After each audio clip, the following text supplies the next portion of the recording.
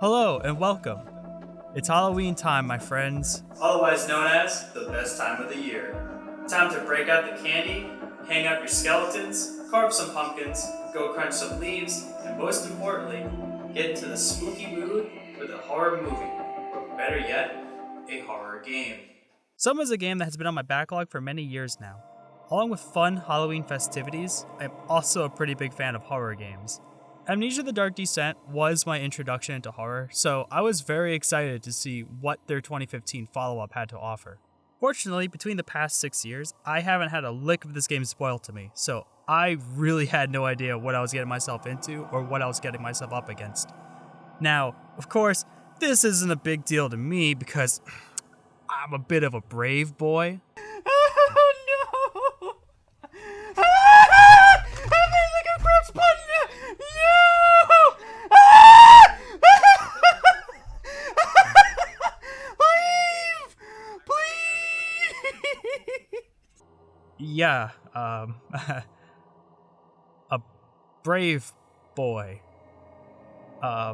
So with that said, what exactly is SOMA?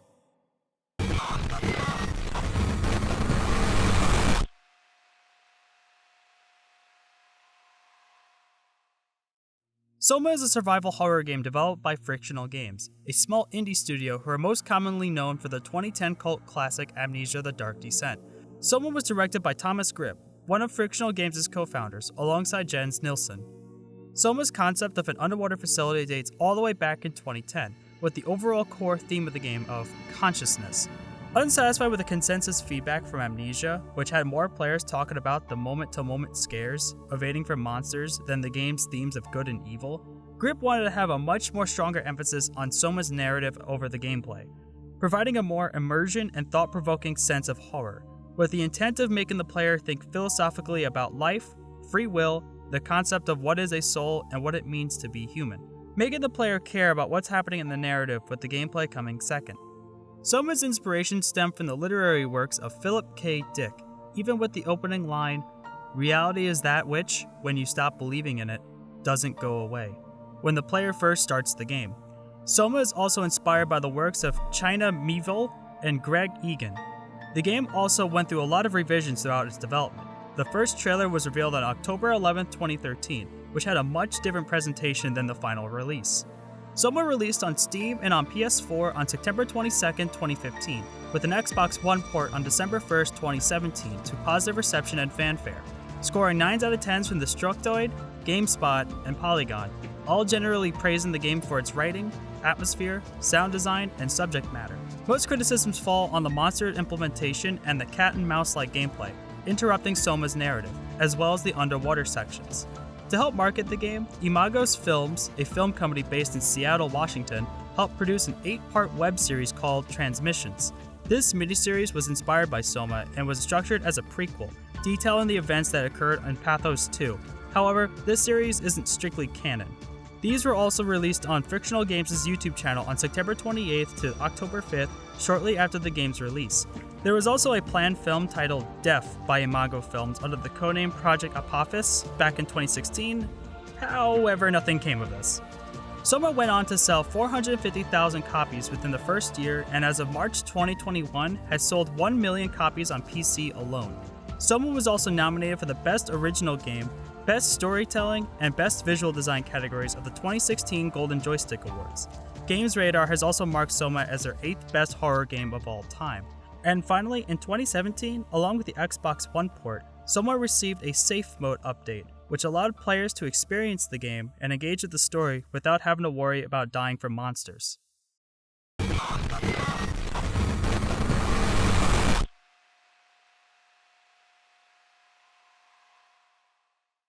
You start the game off in Simon Jarrett's home and at Pace Laboratories. This works as a tutorial to help players understand SOMA's mechanics, usage of exploration, and puzzle solving within a safe environment.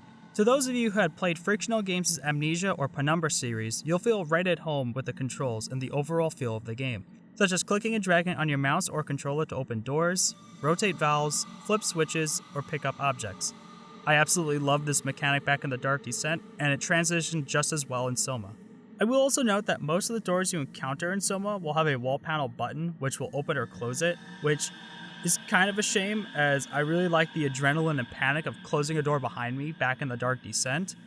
But that isn't to say that the monsters aren't incapable of opening doors though. I learned that horror firsthand. As the genre survival horror implies, you have to do your best to survive and make it to the end of the game while avoiding monsters that will try to kill you. Like Amnesia and Penumbra, you have no weapon or any means to defend yourself. SOMA will occasionally pit you up against different enemies, using only your wits to escape. Stealth is another reoccurring element in Frictional Games' library. Your only options is to hide and sneak away, or run as fast as you can from the monsters that seek you out. Most of the time you'll also have to solve a puzzle while simultaneously dealing with a threatening enemy. It's these moments of the game where you're left vulnerable and you have to act quickly while avoiding being killed is where SOMA and its predecessors shine the best.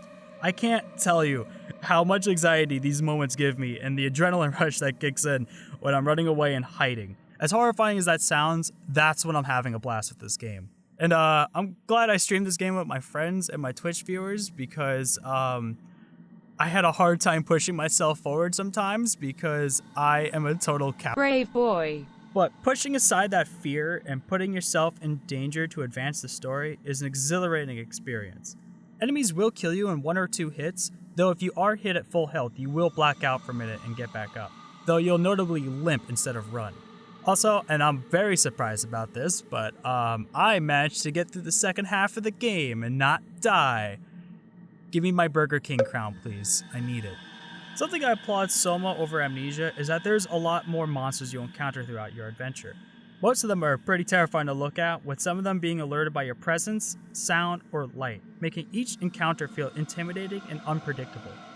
The puzzles in SOMA are kind of a mixed bag. There are some physics-based puzzles such as dragging plugs into sockets, or using computer terminals, or having to go back and forth to fetch items or information. Sometimes you'll have a looming threat in the area to look out for. Unlike Amnesia, you don't have an inventory to manage, so most of the time you'll only have your Omni tool on hand, but occasionally you will search around for a few key items. However, you only need these items for the puzzle you're currently solving, then holding on to them for hours later. You also don't have to combine items to solve puzzles this time around. The puzzles themselves for the most part are fair and aren't too complicated.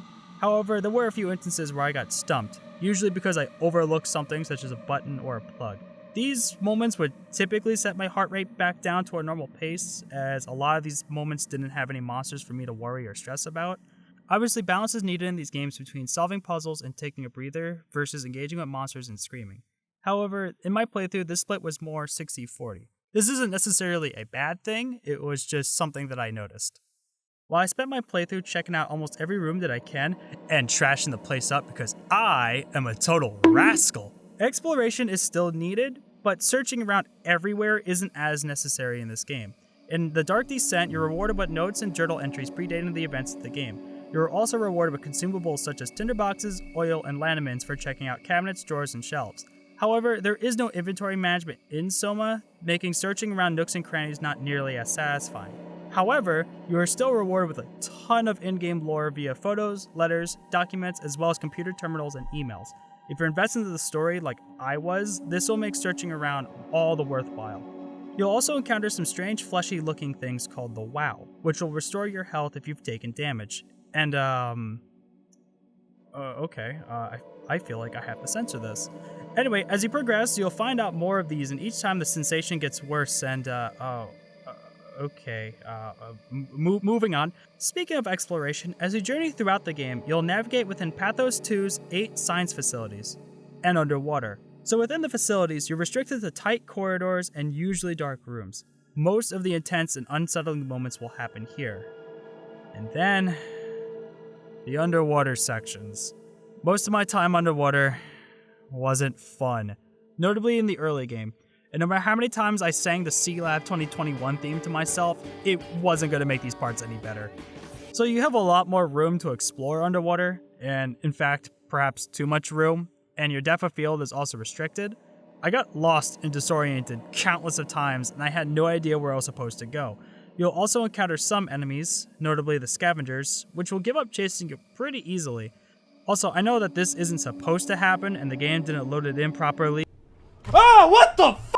The early underwater moments really took me out of the action, and honestly left me mindlessly looking around for 40 minutes to an hour, to the point I got frustrated and had to look up a walkthrough, bogging down the overall experience. There are only 2 instances of this, however, and thankfully the underwater sections in the later half of SOMA were more linear and easier to navigate. Because of the puzzles and underwater sections, I had a bit of a weird pacing issue with SOMA.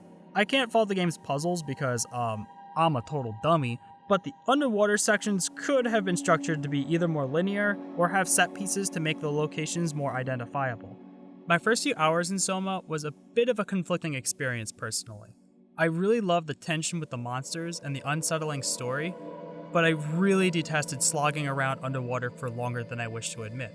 Fortunately, on the second half of the game, the intensity really picked up and there was a lot less time wasted wandering around through nothing. How Long to Beat says SOMA is roughly a 10 to 11 hour experience, whereas my journey was 16 and a half hours. Despite the few hiccups, SOMA's gameplay does a pretty stellar job at keeping you at suspense and striking fear into the player. While I wouldn't say it's the same experience as The Dark Descent, I still had those nightmares of running away from monsters and shrieking at the top of my lungs. I mean, showing those monsters who's boss. Yeah, showing those monsters who's boss.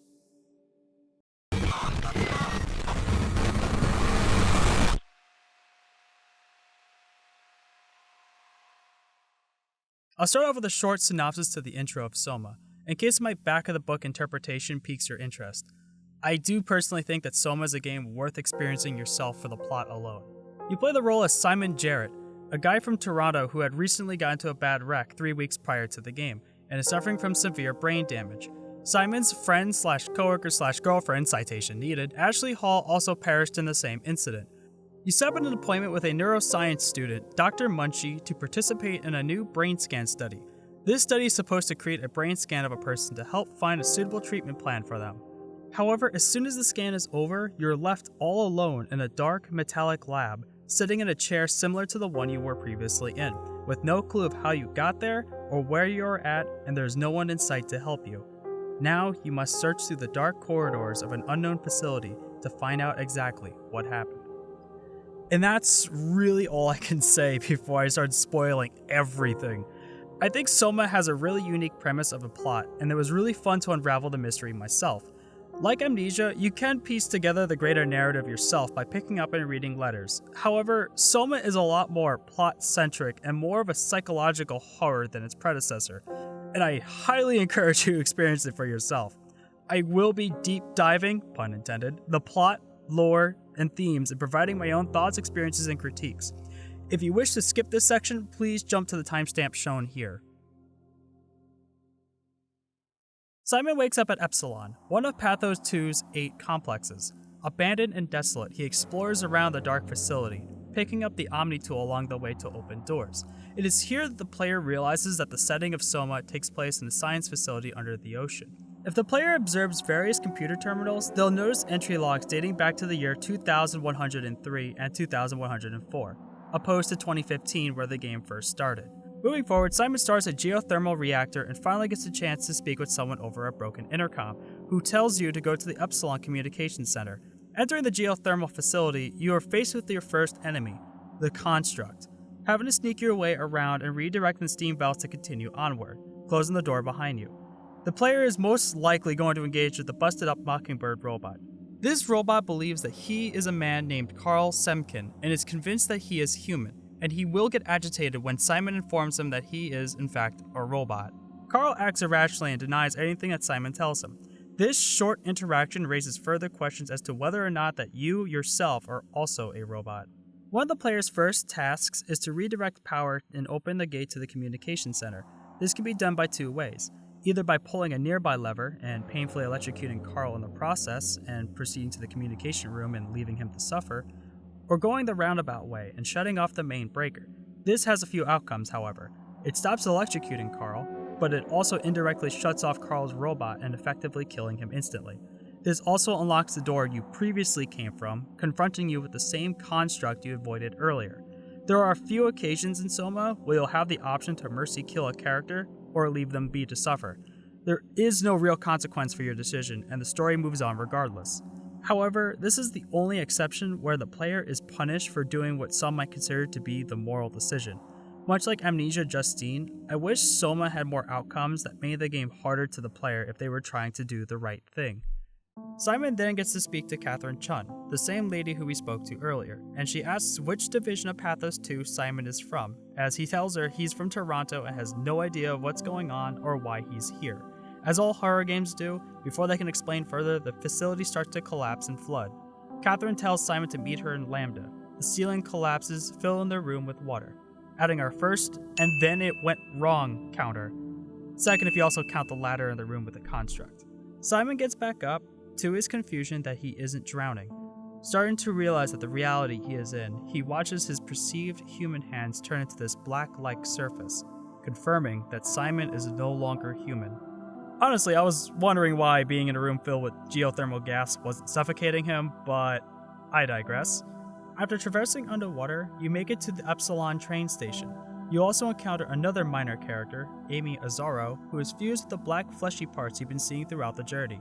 She is the first partially alive human you encounter. She also informs you that the substance she's fused with refuses to let her die and pleads you to go find help. This is another instance where you need to decide on what to do. You need to unplug one of the cords to power up the train. Taking out one hurts her severely, but should you take out both would indefinitely kill her.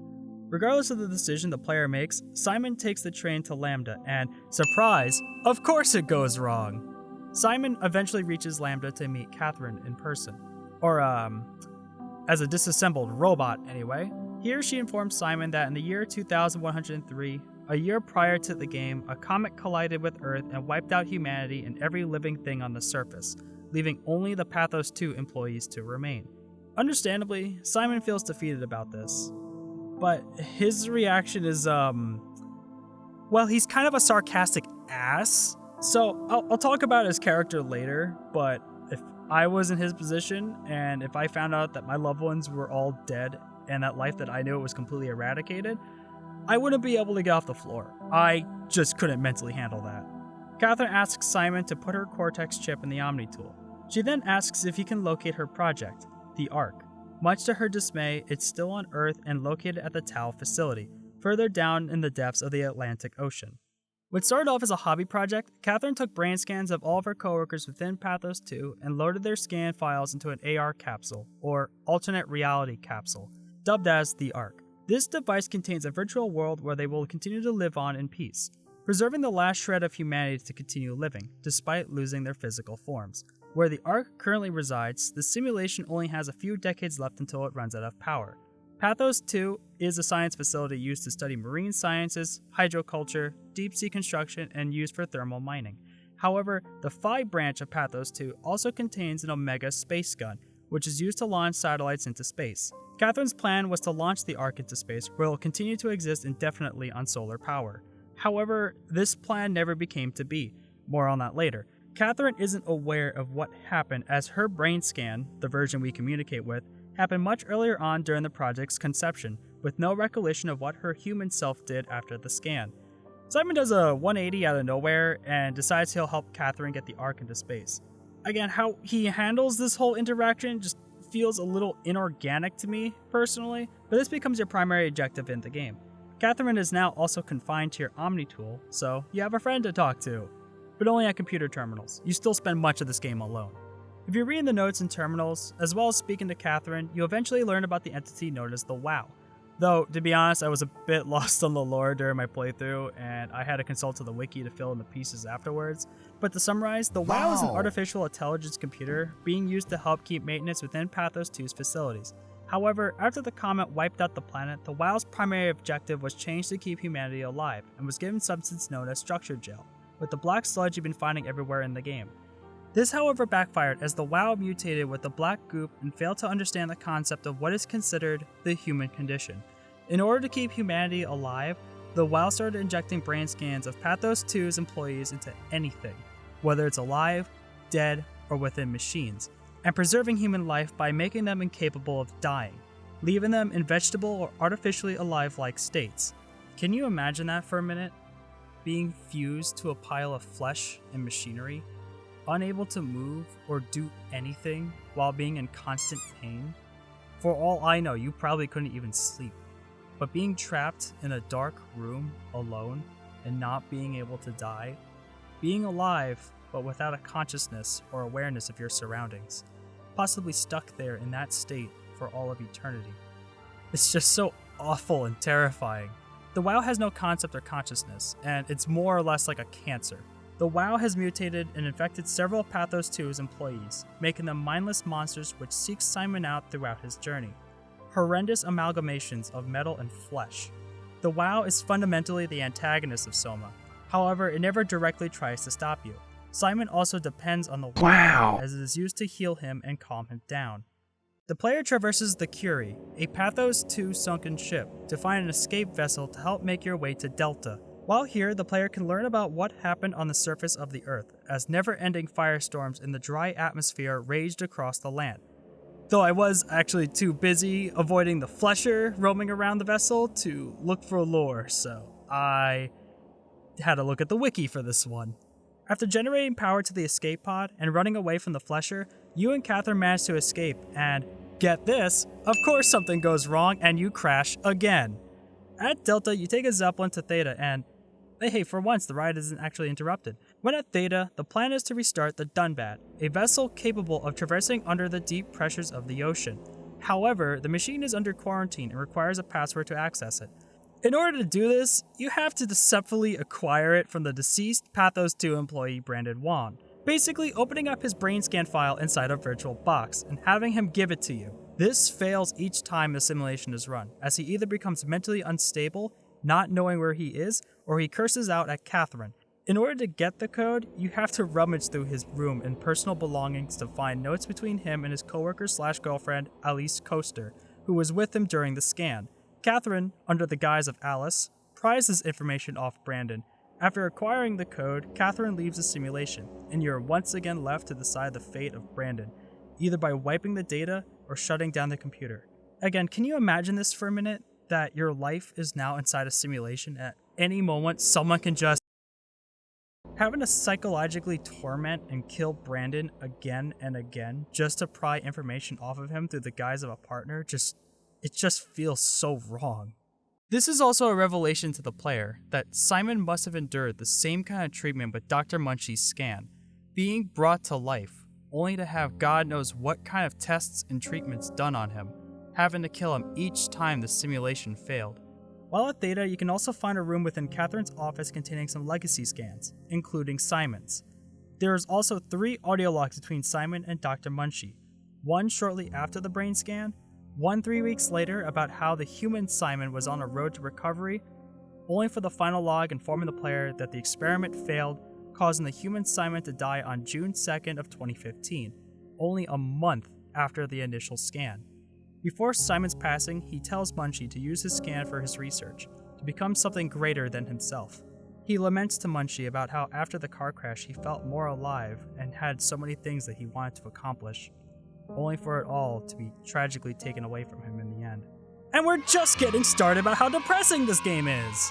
As we revive the Dunbat, it turns out that the machine has now had a brain scan fused to it, who curses out at Catherine as she falls and crashes through the floor, adding yet another tally to the "and then it went wrong" counter. While here, you find out that you're not only just a robot, but you're in fact a dead body inside a diving suit with electronic components placed inside the skull.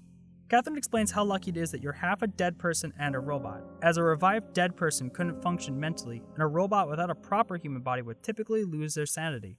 As a plan B, you have to then leave for Omicron, sneaking past the mutated Terry Ackers by repairing the elevator, which, you guessed it, goes wrong halfway through. You avoid a few proxies, other hideous monsters created by the WoW, only to make it to the maintenance level and Oh my god! This then shows a brief snippet of Simon and Ashley back at his apartment. She asks him if he wants to be with her, and that they fell in love.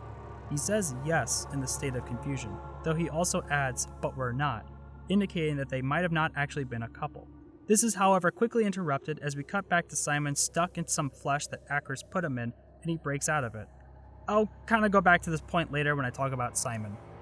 At Omicron, you start to hear voices and see distorted messages appear on the computer terminals to destroy the WoW. followed by a mysterious figure warping into the center of the room. And I'm sorry I don't have great footage of him. I was very startled. But as a backup plan, Catherine suggests making you a new body so you can dive into the depths of the ocean without being crushed by the pressure. Much to Simon's discomfort, he obliges to help construct a new body to move his brain into. After the transfer to the new body, you take the climber down to the depths, and it goes off! Of course it does! Okay, like, it does, but you actually turn it back on and everything's fine. Or is it? So arriving at the bottom of the ocean, you get chomped on by some piranhas while constantly hearing voices from the monster you saw earlier, but you make it to Tao. You then meet Sarah Lindwall, the very last human on Earth, guarding the Ark from the WoW while being hooked up on life support. You inform her that everyone else is dead and that you're here to complete the mission to get the Ark into space. Defeated by the reality of the situation as the last human on Earth, she complies and asks you for 2 favors: to get the Ark into space, and to unplug her life support system and letting her die, giving the player the option to officially make the human race go extinct. Should you pull the plug, she requests you stay with her till she dies. Though if you're a complete monster, you can leave her to go die by herself. She talks a bit about Greenland's countryside before the comet struck the Earth, and how beautiful it was, and how she grew up there and the life she once knew. It's just so grim to think about that 2 years ago, these people had regular lives like you and me. But she's glad that she at least doesn't have to turn 30. Simon has the Ark transporter to Phi. However, his path is interrupted by Johan Ross, otherwise known as the monster who's been speaking to you. He was the lead researcher of the WoW and asks you to carry out his mission to destroy it, as the structure gel in your new body is a concoction used to kill the machine. He guides you to Site Alpha, an unknown site by most of Pathos 2's staff. You enter the room containing the heart of the WoW, giving the player one final decision on whether or not to kill it or to leave the room. Choosing to kill it rips off Simon's left hand. Regardless of the player's decision, Ross then tries to kill Simon, only for the Leviathan, a mutated giant squid, to emerge from the floor and running to the final destination, Phi. Here you can find Catherine's dead human body, and you can listen to how she died. Oh yeah, I completely forgot!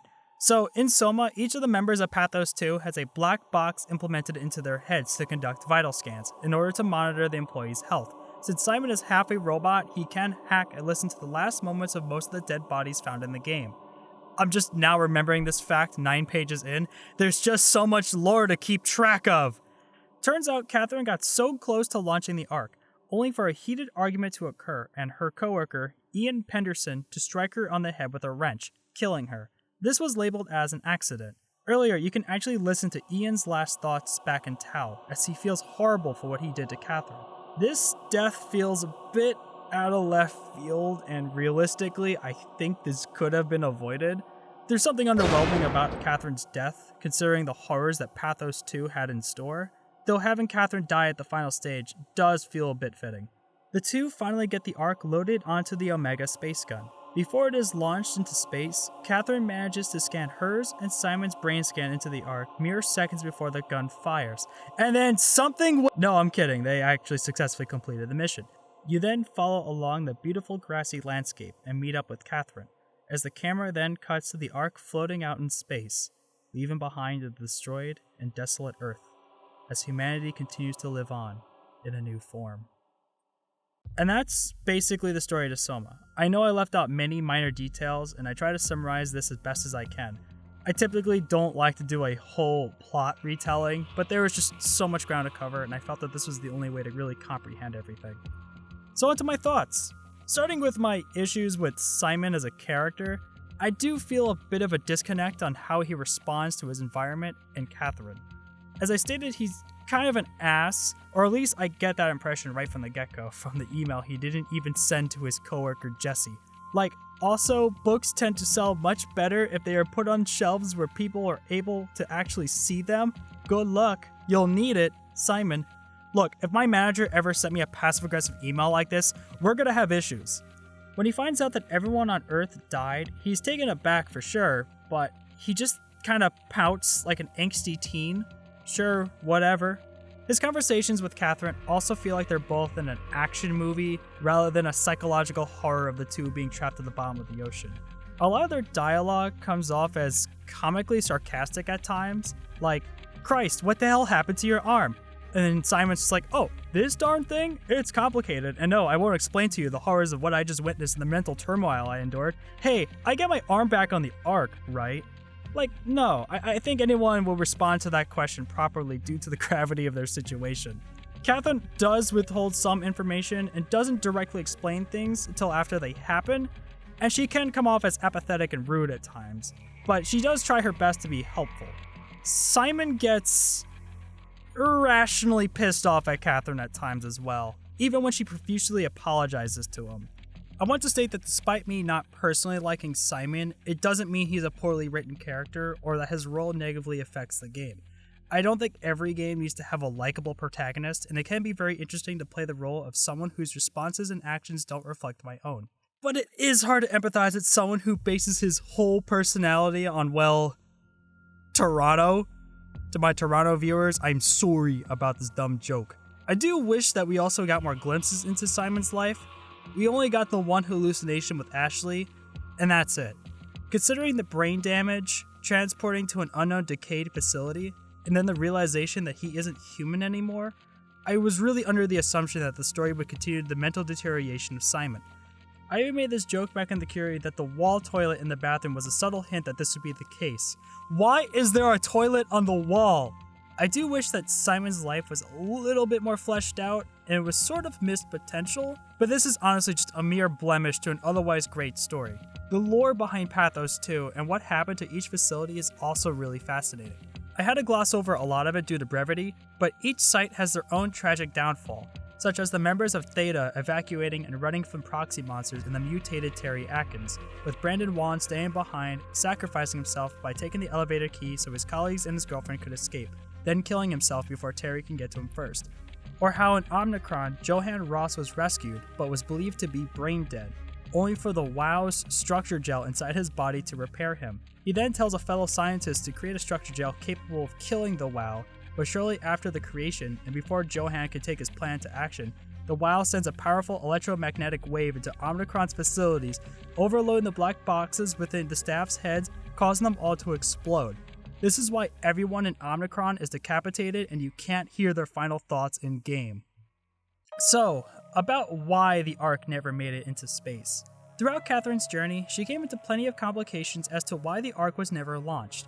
The first being the logistics if the device would be able to make it to space safely.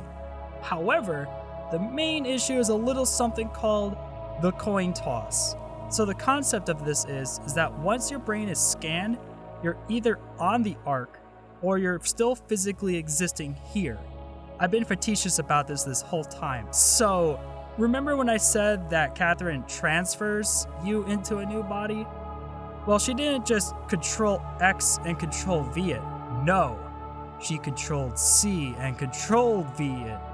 Meaning that after your scan, you weren't moved to a new body. You were cloned. Meaning that the Simon that you previously played as is still alive, but unconscious, but would awaken in a few days, prompting you to decide the fate of your former self.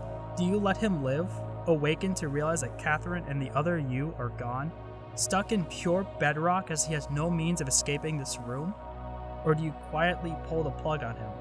This also raises the spiritual questions as if the real me died, would I, an artificial being, still go to heaven? Do I even have a soul? Is it right to play God, projecting someone into existence and just to take it all away? Whether you're a religious person or not, these questions are very unsettling. You find out from Catherine's files, as well as notes left behind by the members of Theta, that a handful of the employees committed suicide shortly after the neurograph scans, under the impression that when they die, they'll continue to live on inside the Ark, before they and their clones have branching experiences, making them into two different people. It started with one person who was desperate to escape the grim reality that they were in, only for this issue to grow with a total of 7 deaths, with Catherine trying to cover one of them up. Due to the amount of suicides, her superiors suspended the project from launching. So, I think it's time I tell you what actually happens at the end. It's rewind time. The two finally get the Ark loaded onto the Omega space gun. Before it is launched into space, Catherine manages to scan hers and Simon's brain scan into the Ark mere seconds before the gun fires. And then something went wrong! As the cannon fires, we see the Ark being launched into space. However, the Simon and Catherine we played as lost the coin toss and are stuck under the ocean. Simon furiously lashes out at Catherine, failing to understand again from Catherine that the process doesn't move your mind, but copies it.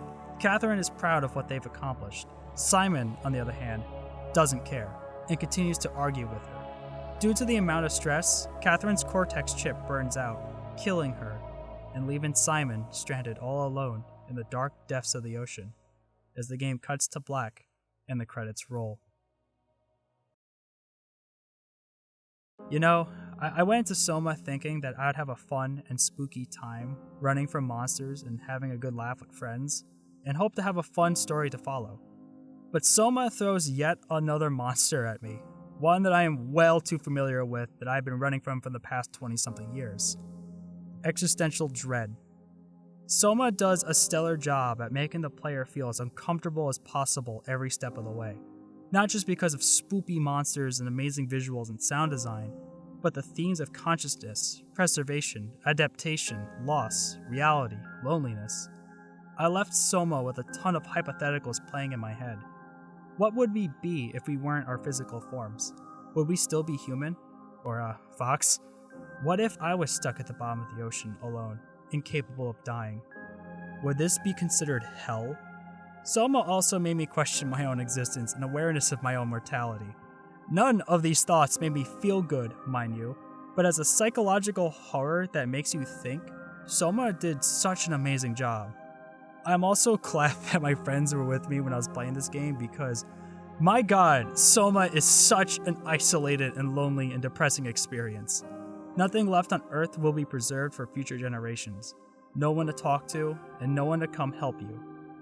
It's funny to think about, but I went into this game for the moment-to-moment scares like Amnesia did, but came out with a completely different type of horror experience. I wasn't playing this game wrong by any means. Overall, I had fun playing, running, hiding, and screaming, but my expectations were definitely subverted with the story overtaking the gameplay. There's an interview with Grip by Ars Technica where he talks about how in SOMA he really wanted the players to be more enthralled by the narrative than the monsters, unlike how Amnesia was received. I finished most of my script before I got into the research side for this video, and I found it very fascinating that he mentioned this bit because it definitely shows.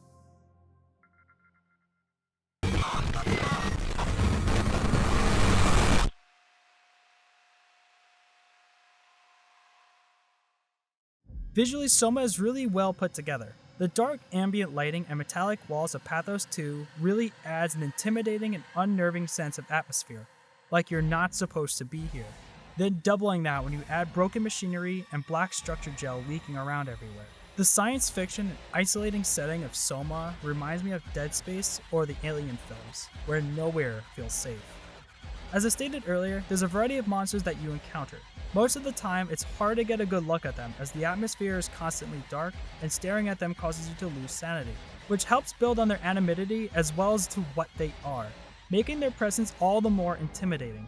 Most of these abominations are a mixture of humanoid body parts and machinery. Their walks and run animations are also really terrifying to look at. Graphically, SOMA does a fairly good job, though to be honest, the lighting and textures during the beginning half of the game feel a bit on the simple side. However, due to the minimal lighting and metallic layout of Pathos 2, the visuals are strong enough to keep the place visually interesting and disturbing. Music doesn't take a front seat, as you'll be spending most of your time in this game in silence. There are only a few selective moments where music kicks in, and most of the music in SOMA is really terrifying and dreadful. These tracks make me feel incredibly anxious, and it really adds to SOMA's dreary atmosphere. Not to mention the adrenaline and the uncomfortable chase music when a monster is near. But on the other side, a handful of SOMA's music is beautiful, melancholy, and somber. The soft pianos, the feeling of an almost serenity that is filled with grief and loss, of a world left long ago.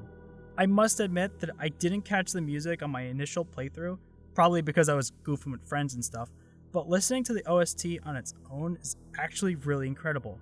There's a behind the scenes clip on Frictional Games' YouTube page that shows Mikko Termia's process and the equipment he used to make the music for SOMA, and I really find all of this fascinating. The sound design is absolutely stellar. I can't tell you how shaken up I was throughout my playtime in SOMA due to the sound design alone. The sounds of something in the vents, the monstrous footsteps, the grotesque moans, how hollow, desolate, and empty the metal sounds are as they echo off the walls. The unsettling sounds really immerse the player in. Frictional Games did record SOMA's sound effects within environments that would cause realistic reverb rather than editing it in post, and I think this direction works so well in their favor. I'm sure that I don't have to say this, but for the best experience, I highly recommend you have a headset on while you endure the nightmares that this game has to offer.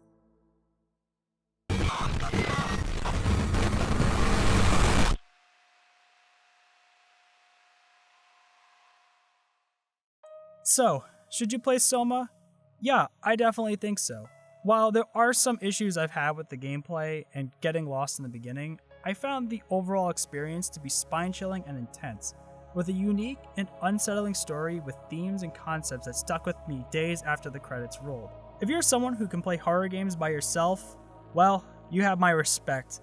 But what made my experience a blast was having my friends laugh alongside me while I screamed my lungs out. I would maybe suggest against SOMA if you're someone who is just put off by horror, though SOMA does offer a safe mode if the game is too much for you. If you're a fan of Amnesia, then I would easily recommend this game, and I'm glad that I finally got around to playing Frictional Games' other title. If you're looking for a game for you and perhaps your friends for this Halloween season, or a spooky Thanksgiving if I don't have this video done in time, I think this would be the game for you. SOMA is available on Steam, Xbox One, and PS4, and I would highly recommend checking it out. If you made it to the end of this video, thank you so much for watching. I really appreciate your viewership.